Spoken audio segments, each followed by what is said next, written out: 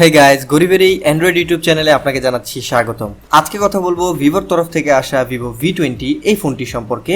এই ফোনটি রিসেন্টলি বাংলাদেশে পাওয়া যাচ্ছে 33,000 টাকায় এর বেস ভেরিয়েন্টটি। তো 30,000 টাকার উপরের দামের একটি ফোনের মধ্যে কি কি দেওয়া হয়েছে এবং এই ফোনটি আদৌ কেনা উচিত হবে কিনা সবকিছু বলবো এই ভিডিওতে। এছাড়াও ভিডিওটি সম্পূর্ণ দেখুন, তাহলে আপনি সিদ্ধান্ত নিতে পারবেন এই ফোনটি আপনি কিনবেন কিনা। এছাড়াও ভিডিওটি দেখার পর ভালো লাগলে অবশ্যই একটি লাইক দিতে ভুলবেন না এবং চ্যানেলটিকে সাবস্ক্রাইব করে রাখুন, তাহলে নিয়মিতই এমনই সকল স্মার্টফোন রিলিজ হওয়ার আগেই আপনি খবর পেয়ে যাবেন।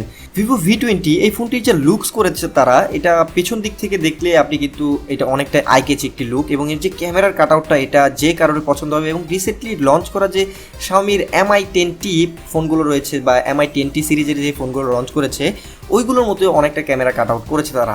এর পেছনে থাকা তিনটি ক্যামেরার মেন ক্যামেরাটি হচ্ছে গিয়ে 64 মেগাপিক্সেলের সেন্সর উইথ f1.9 অ্যাপারচার, এবং পাশাপাশি একটি 8 মেগাপিক্সেলের আলট্রা ওয়াইড অ্যাঙ্গেল লেন্স পেয়ে যাবেন, এবং এই আলট্রা ওয়াইড অ্যাঙ্গেল লেন্সের মাধ্যমে আপনারা ম্যাক্রো শটসও নিতে পারবেন। এছাড়াও পাশাপাশি 2 মেগাপিক্সেলের একটি মনো সেন্সর পেয়ে যাচ্ছেন। এছাড়াও এই ফোনটির ফ্রন্টে পেয়ে যাবেন একটি 6.44 ইঞ্চ ওএলইডি প্যানেলের ডিসপ্লে, যেটা রেজুলেশন ফুল এইচডি প্লাস, এবং এই ডিসপ্লেটির মধ্যে কিন্তু একটি আন্ডার ডিসপ্লে ফিঙ্গারপ্রিন্ট স্ক্যানার থাকছে যা খুবই ফাস্ট। এছাড়াও এর সবচাইতে দুর্দান্তকর এবং এটি হচ্ছে গিয়ে এদের যে কি সেলিং পয়েন্টটা হচ্ছে গিয়ে এর সেলফি ক্যামেরা।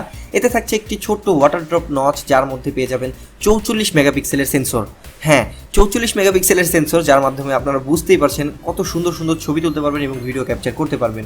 এবার যদি আমি কথা বলি এর প্রসেসর নিয়ে, এতে প্রসেসর অতটাও স্পেশাল কিছু নয়।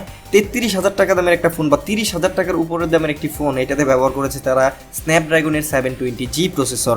যেই দিকে আপনারা যদি একটু বাজারে ঘাটাঘাটি করেন দেখবেন যে 20 থেকে 25,000 টাকা রেঞ্জের মধ্যে, 20 না 25,000 টাকা রেঞ্জের মধ্যে আপনারা কিন্তু স্ন্যাপড্রাগনের 665 উইথ 5G ভেরিয়েন্টের কিন্তু আপনারা প্রসেসরযুক্ত ফোন পেয়ে যাচ্ছেন, অ্যাভেলেবল পেয়ে যাচ্ছেন। রিসেন্টলি লঞ্চ করা কিন্তু Xiaomi Mi Note 10 5G যে ভেরিয়েন্টটি রয়েছে ওইটাও কিন্তু স্ন্যাপড্রাগনের 765G উইথ 5G ভেরিয়েন্ট রয়েছে, যেটার প্রাইস কিন্তু 25-26,000 টাকার মধ্যে।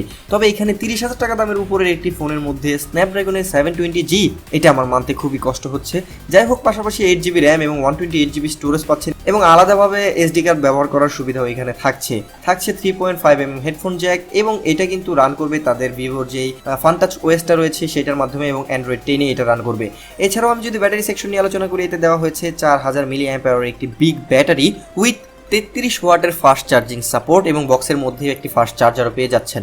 তো এই ছিল মূলত একটি শর্ট স্পেসিফিকেশন রিভিউ, মানে এই ফোনটার মধ্যে কি কি থাকছে, এই দামের মধ্যে এই ফোনটা নেওয়া ঠিক হবে কিনা। আপনার যদি ভিভো ব্র্যান্ডটাকে আপনার অনেক পছন্দ হয় তাহলে আপনি নিতে পারেন, বা ফোনটি যদি আপনার ভালো লাগে নিতে পারেন। তবে পার্সোনালি আমার সাজেস্ট থাকবে এই প্রাইসে এই ফোনটি নেবেন না, কারণ এই প্রাইসে কিন্তু আরও অনেক ভালো ভালো ফোন কিন্তু অফার করছে বাজারে, কিন্তু আরও অনেক ভালো ভালো ফোন রয়েছে, চাইলে দেখতে পারেন।